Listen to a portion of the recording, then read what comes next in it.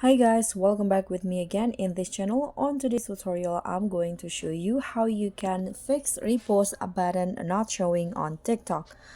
So if you want to repost a video on TikTok, you can easily just click on the share button and there will be this repost options. But if you cannot find the repost button in here, there are several reasons. One of them might be because the creator of the video has turned off or blocked the repost feature on their account, so they don't want anybody to repost their content.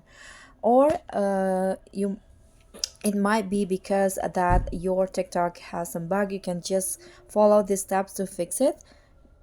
You don't need to uninstall or delete the TikTok app, so you can just here long press on the apps, click on app info, and then after that you can just click on the force stop, click on OK, and now TikTok will be stopped, and then you can just click on open again and see if the problem is solved. So that's pretty much all. Thank you so much for watching. Don't forget to like, comment, and subscribe. Also click on the thanks. Bye.